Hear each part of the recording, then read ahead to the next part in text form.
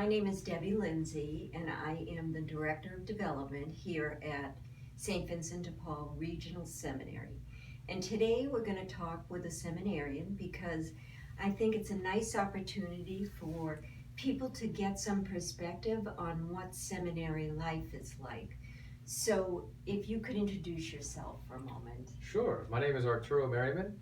I'm studying for the Archdiocese of Atlanta, and I have been here at St. Vincent de Paul for 4 years. My first 2 years were pre-theology, and now I'm in theology, so that's me. Congratulations. Thank And you. how many years is that in total here? It'll be 7 years in total, 1 year back in Atlanta, I see. but 7 years. It is a big commitment. Yeah. And we appreciate it. Yes. So tell me, Toro, I want to try to have people understand what it's like to be here and study here. And can you let me know what we have 115 seminarians on campus. What is that like in terms of fraternity? Mm-hmm. Well, I'm glad you asked that because fraternity is one of the most important things here, and I think we do a good job at it. In fact, without fraternity, I think you can't really do seminary. True. So fraternity is it's great, and especially with COVID, it's been interesting. Yeah, true. You know, you like your neighbor, but then when you have to be there all the time, we figured it out. Yeah. So it's very good. You know, guys love playing sports. Guys love it doesn't matter what you like to do. You can find someone who does it here. Do you feel like you've made some friends for life? Yes, I do. Yeah. I do. A few guys. Good. Some have come and gone actually already. Yeah. But I keep in touch, and we have different groups here as well. Yeah. So we have like an Emmaus group, which is a group of like 6 guys who meet once a month just to say whatever they want to say. Oh, interesting. Yeah, it's kind of like a support group, I guess. Yeah. And then you have your class, which you stay with for most of the years, and then you have your diocesan brothers, who you go back to Atlanta or somewhere with.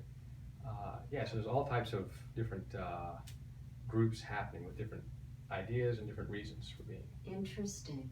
You know, you bring that up and it makes me think about the formation process and the kind of, spiritual and personal direction you get as I understand that there are facilities that you have a formation director, is that what you would call Yes. it? Okay. And so what are these things providing you here at the seminary? How are they guiding you? I think an easy way for someone to understand it is like you have like a coach, and so whatever thing you want to get good at, you get this coach. So we have a coach for not only the formation director, they help you kind of in your kind of human qualities, like professional type things. But then you also have a spiritual director who helps you and coaches you in all these spiritual aspects. So we're kind of like, well, obviously we're blessed, but we're kind of pampered too. There's a lot of people helping us. Oh, that's nice. Yeah. Places that you can speak openly.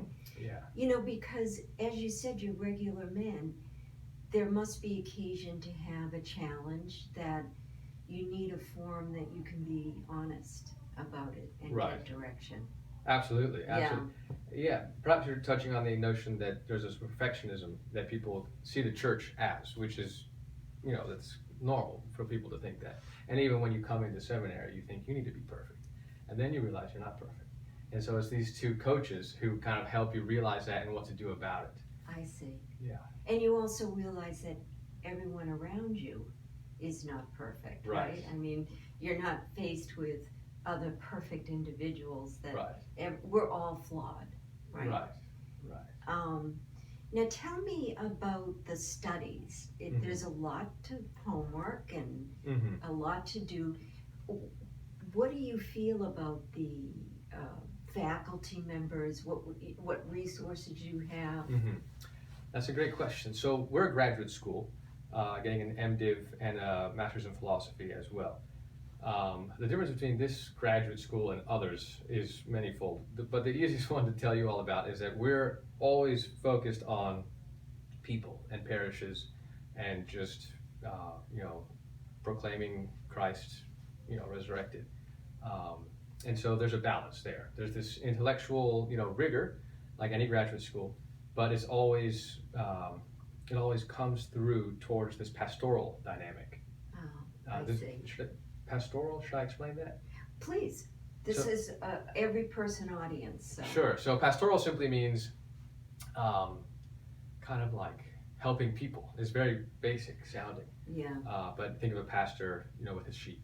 You know, yes. He's caring for them. What do they need? You know, how can I help them?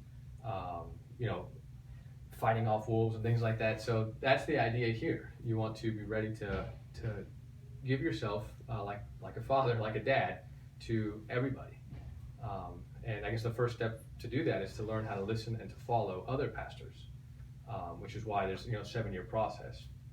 And there's a lot of obedience and listening, and not only to the coaches I have, but just to the Lord and prayer, you know, and you do that hopefully every day, and you just receive, and then you're like ready to go. You don't have to like really do so much. You just be yourself, and you know, that pastor's heart will just, it'll work. It'll go. What a beautiful sentiment. Thank you. That really struck me. I really appreciate that you expressed that.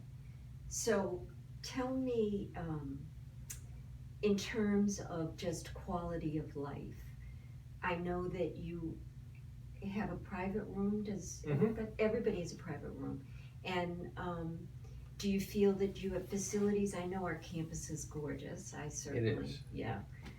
Do you find that you have the physical and support? Yeah, absolutely. We all, you know, have our own rooms, you know, which is nice. Most of us come already from working or from, you know, college, so we're used to that. But we have, you know, workout room. We have many acres. You can go for a run. There's a nice big lake, well, medium size. Yeah. It is medium, yeah. But beautiful outdoor yes. quality. Yeah.